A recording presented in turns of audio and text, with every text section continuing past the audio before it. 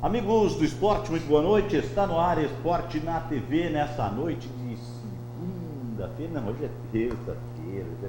Segunda-feira teve aqui o vice-presidente de futebol, Everton Cury, já anunciando algumas contratações e falando, né, de como vai se dar aí o dia que começa as atividades e explanando o trabalho deles desse ano aí para o Novo Hamburgo, que tem, além do Campeonato Gaúcho, tem a Copa do Brasil, tem o Campeonato da Série D, tem a Supercopa, né? Então, são as atividades que o Novo Hamburgo espera, sem dúvida nenhuma, buscar e se classificar, e até porque que eles fizeram aqui o time rápido para não ser punido por 2 anos. Então, tem coisas que muitas vezes o pessoal não sabe e acaba criticando, e ontem o Everton teve essa oportunidade, então, e até a situação do próprio Beto, que está emprestado ao time do Criciúma e que tem uma cláusula, né, no contrato. Ele tem um contrato assinado aqui e se o Criciúma cobrir, ele poderá ficar lá tranquilamente, né? Então, vamos lá. Ontem tivemos a conclusão da 25ª rodada do Campeonato Brasileiro Série A, com o jogo entre Sport e a equipe do Vasco da Gama, um empate de 1-1. Com esse resultado, foram marcados 22 gols nesta rodada, e agora a Série B já tem 592 gols marcados, uma média de uma média de 2,36 gols por partida. Eu acho que uma média boa está acima de 2 gols aí, 2,36. Mas tudo se antecipa, né? Na quarta-feira é o dia do Daniel estar conosco, né? Mas ele já veio hoje, então, está na terça-feira. Boa noite, Dan. Tudo bem? Boa noite, Valdir. Boa noite, telespectadores da Vale TV. Tudo bem, tudo ótimo aí, Brasileirão da Série A. Hoje, rodada da Série B, Série C, com definições. Bastante bola rolando essa semana, né, Valdir? O Internacional joga só amanhã. Amanhã, na quarta-feira. Amanhã, na quarta-feira. E já temos mais um integrante da Série B do ano que vem. Da Série B vem. do ano que vem, né? Nós já tínhamos anunciado aí o Sampaio Correia, o Fortaleza e o time do São Bento.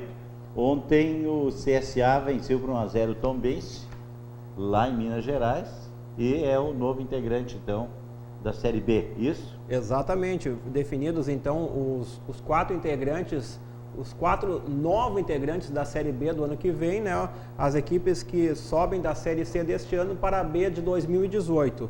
O Sampaio Correia, que no domingo último ficou no 1-1 com Volta Redonda, como venceu no primeiro jogo, 1-0 deu Sampaio Correia.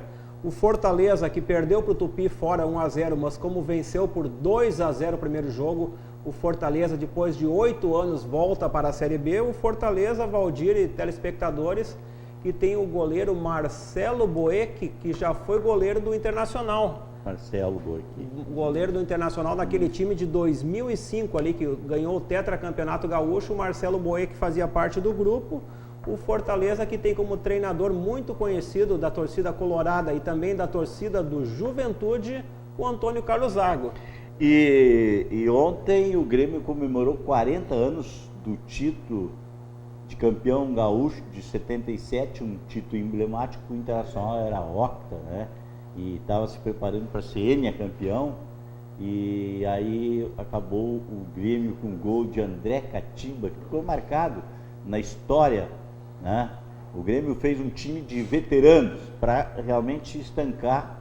O Grêmio não conseguia ganhar campeonatos, então para estancar veio o Oberdan, que já tinha parado de jogar futebol, foi buscado lá em Florianópolis. Ele estava, criando abelha e produzindo mel lá, e aí ele chegou aqui e disse: o Escurinho não cabeceia mais na minha área. O Escurinho era o homem, o salvador né? O Internacional botava ele no fundo, tu tá lembrado da história do Escurinho, né? Eu me lembro mais ou menos desse time do Internacional e também do time do Grêmio dos anos 70. O Internacional vinha de 8 campeonatos e o Grêmio de 77 tinha o Oberdan, André Catimba e o Yura, se não estou enganado.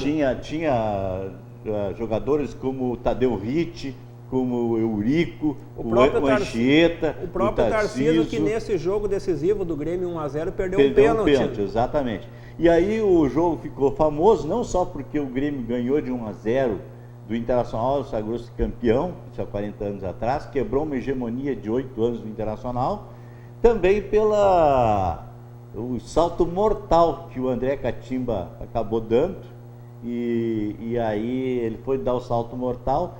No meio do salto mortal, ele sentiu, no tentar saltar, ele sentiu a virilha, e aí deu aquela dor no ar e ele não conseguiu completar a volta, ficou de barriga no chão, e aí o pessoal foi substituir, não pela comemoração, não pela ter caído de barriga no chão, mas sim pela lesão que ele sentiu no dar o salto. Na hora do salto aí. E aí ficou quase na altura do travessão. O Grêmio foi campeão naquele tempo.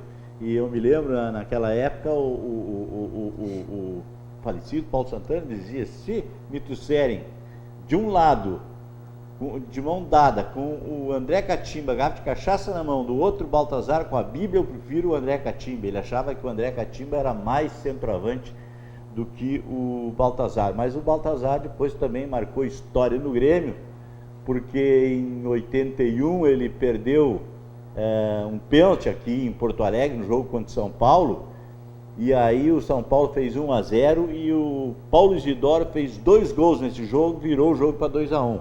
E aí o Baltazar, no fim do jogo, quando vieram para cima dele, mas como é que perde um pênalti no jogo decisivo? Ele disse: Deus está reservando algo melhor para mim. Né? Ele era o artilheiro de Deus. O artilheiro de Deus. E aí ele disse isso. E realmente lá em São Paulo, no Morumbi, ele fez um gol antológico, um gol que... 1-0 para o Grêmio. 1-0, mas o gol que ele fez, né, ele recebeu um passe do Renato Sá dominando no peito, e aí botou no ângulo, né, do goleiro que já é falecido, agora faleceu recentemente, o Valdir Pérez, né? E aí realmente... O Renato Sá não é o Renato Pé Murcho, né? O Renato Sá, não sei se é o Renato, não é o Renato Gaúcho, era o Renato... Não, tinha o Renato Pé Murcho na época. Não me lembro. Então, só recordando então os 40 anos do Grêmio, e até o Tarcísio que tu falou, será um dos integrantes que estarão no dia 7, aqui em Voti, no ginásio Quero-Quero, quando vai acontecer o primeiro jantar do consulado do Grêmio aí em Voti. Outra semana. Que eu faço convites, os convites já estão à venda, o pessoal pode retirar lá na Grêmio Mania, na galeria, né? De 5 a 10 anos paga só R$20, e o ingresso custa 35. Vai ter o ônibus, vai ter as musas, vai ter os troféus todos de Grêmio, de campeão mundial, vai ter as Libertadores, as Copas do Brasil, as Recopas e outros troféus que o Grêmio conquistou, e já estão confirmados. Então o Paulo Nunes, o Diabo Loiro, está confirmado. Derlei de Deus, que é o sobrenome dele, o deputado hoje, um dos maiores, o Múmia, como eles chamam, que é o jogador que mais títulos ganhou com o Grêmio, e o Tarcísio, que é um dos personagens aí, foi do Mundial, ele foi campeão mundial pelo Grêmio, e também o Juliano, que é o gaúcho da geral.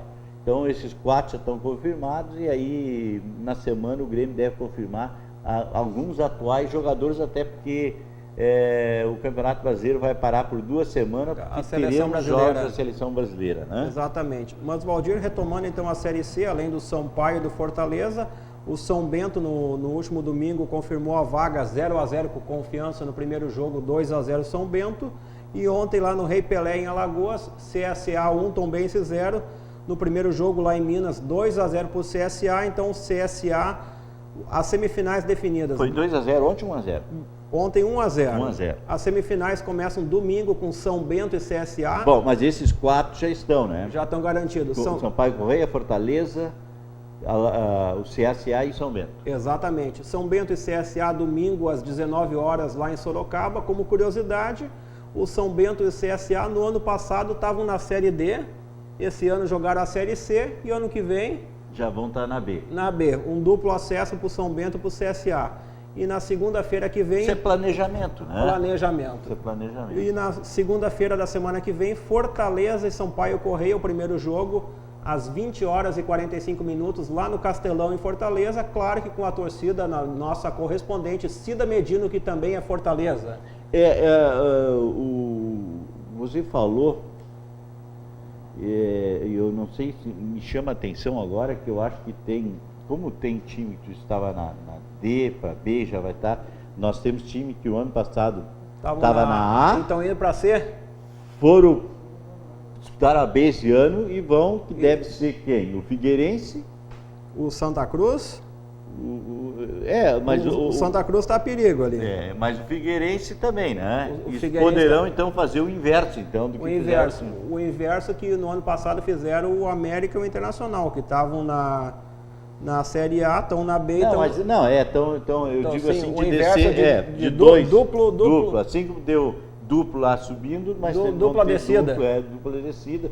Isso já tinha acontecido com o Juventude, E estava na A, depois no outro ano estava na B, depois no outro ano na C, né? E um grande time brasileiro, a Portuguesa. A Portuguesa que nem...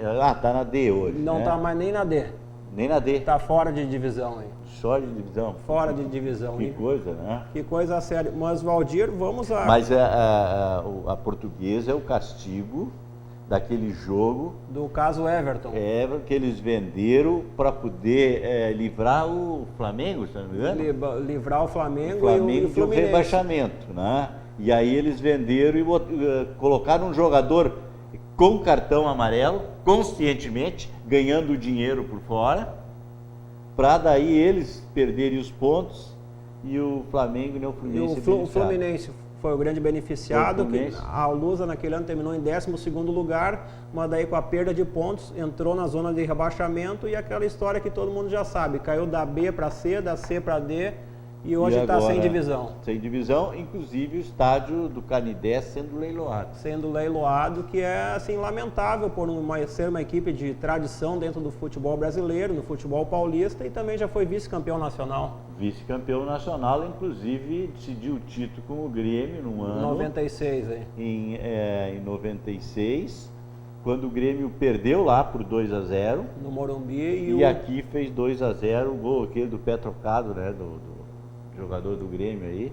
E a Portuguesa teve um ano que foi a campeã da Copa São Paulo, revelando grande jogador. Entre eles o Denner. Né? Então, mas a classificação, vamos falar agora da Série A ou deixamos para depois dos nossos apoiadores aí? Olha, o Pedro tá louco tá louquinho ali para ouvir aí, colocar para o nosso telespectador a mensagem dos nossos apoiadores. Então vamos às mensagens, depois nós estamos mais tranquilos. Vamos nessa, Pedro?